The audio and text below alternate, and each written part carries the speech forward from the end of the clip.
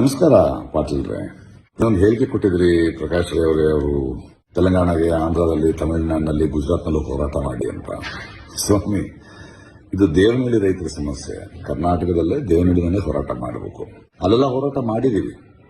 ತಮಿಳುನಾಡಿನಲ್ಲಿ 100 ದಿನ ರೈತರು ಮಹಾಪ್ರಭು ಮುಂದೆ ಡೆಲ್ಲಿಲಿ ಕೂತಾಗ ಹೋಗಿ ಕೂತವನು ನಾನೇ. ಪಂಜಾಬ್, ಹರಿಯಾಣದ ರೈತರು ಹೋರಾಟ ಮಾಡೋದಕ್ಕಿದ್ದವನು ನಾನೇ. ನಾವು ಎಲ್ಲ ಕಡೆನೂ ಮಾತಾಡ್ತೀವಿ. ನಾವು ಮಣಿಪುರದಲ್ಲಿ ಅನ್ಯಾಯ ಆದ್ರೂ ಮಾತಾಡ್ತೀವಿ, ಪ್ಯಾಲೆಸ್ಟೀನ್ ಅನ್ಯಾಯ ಆದ್ರೂ ಮಾತಾಡ್ತೀವಿ.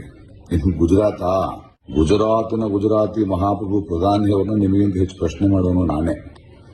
ಆಯಾ ಹೋರಾಟಗಳಲ್ಲಿ ಮಾಡ್ತಾ ಇರ್ತೀವಿ. ಯಾಕಂದ್ರೆ ನಾವು ಯಾವ ಪಕ್ಷದವರು ಅಲ್ಲ, ಜನರ ಪಕ್ಷದವರು. ನೀವು ಒಂದು ಪಕ್ಷದವರು. ಹೀಗಾಗಿ ಜನರಿಗೆ ಎಲ್ಲೇ ಸಮಸ್ಯೆ ಆದರೂ ಮಾತಾಡೋದು ನಮ್ಮ ಕರ್ತವ್ಯ. ಅದು ಹೋರಾಟ. ಅದು ನಮಗೆ ಅರ್ಥ ಆಗಲ್ಲ ಬಿಡಿ. ಇನ್ನು ಈ ದೇವನಹಳ್ಳಿ ವಿಷಯಕ್ಕೆ ಬರೋಣ. ನೋಡಿ, ಮುಖ್ಯಮಂತ್ರಿಗಳು ಸಭೆ ಕರೆದು ಒಂದು ಮಾತು ಹೇಳಿದ್ದಾರೆ. ನಾವು ಜನಪರವಾದ ನಿರ್ಧಾರ ತಗೋಬೇಕು ಅಂತಿದ್ದೀವಿ. ಆದರೆ ಅದರಲ್ಲಿ ಒಂದು ಕಾನೂನಿನ ಒಂದಷ್ಟು ಕಷ್ಟಗಳಿವೆ. ಅದನ್ನು ನಾನು 15ನೇ ತಾರೀಕು ಹೇಳ್ತೀನಿ ಅಂತ ಹೇಳಿದ್ದಾರೆ. ಅದರ ಬಗ್ಗೆ ಯೋಚನೆ ಮಾಡಿ ಹೇಗೆ ಅದರ ಕಾನೂನಿನ ಕಷ್ಟಗಳನ್ನು ತೀರಿಸಬಹುದು, ಜನಪರವಾಗಿ ಒಂದು ನಿಲುವು ಹೇಗೆ ತಗೋಬಹುದು ಅಂತ. ಈ ಮಧ್ಯೆ ದೇವನಹಳ್ಳಿಯಲ್ಲಿ ಯಾರೋ ಒಂದಷ್ಟು ಕಿಡಿಗೇಡಿಗಳು, ಪುಡಾರಿಗಳು ಹೋಗ್ಬಿಟ್ಟು ನಿಮಗೆ 3 ಕೋಟಿ ಕೊಡ್ತೀವಿ, ಸರ್ಕಾರದಿಂದ ಕಾನೂನು ಪ್ರಕಾರ ಕೊಡೋದು ತುಂಬಾ ಲೇಟ್ ಆಗುತ್ತೆ ಅಂತೇನೋ ಹೊಡೆಯೋ ಪ್ರಯತ್ನ ಮಾಡ್ತಾ ಇದ್ದಾರೆ. ಆಮೇಲೆ ಇಡೀ ಏರಿಯಾನ ಗ್ರೀನ್ ಬೆಲ್ಟ್ ಮಾಡ್ತೀವಿ, ಇನ್ನೊಂದು 25 ವರ್ಷ ನೀವು ಮಾಡೋಕ್ಕಾಗಲ್ಲ ಅಂತ ಯಾರೋ ಮಾಡ್ತಿದಾರಂತೆ. ಅದೇನು ನಿಮಗೆ ಪರಿಚಯ ಇದ್ರೆ ಈ ಥರ ತಪ್ಪಲೆಲ್ಲ ಮಾಡಬೇಡ ಅಂತ ಹೇಳಿ.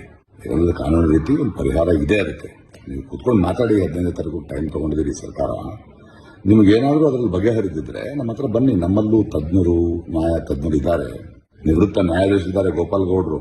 ಯಾರು ಗೊತ್ತಾ, ಬೆಂಗಾಲ್ನಲ್ಲಿ 1,000 ಎಕರೆಗೂ ಮೇಲಿರೋ ಭೂಮಿ ರೈತರಿಗೆ ಕೊಡಬೇಕು ಅಂತ ಐತಿಹಾಸಿಕ ತೀರ್ಪು ಕೊಟ್ಟವರು, ಸಂವಿಧಾನ ಗೊತ್ತಿರೋರು.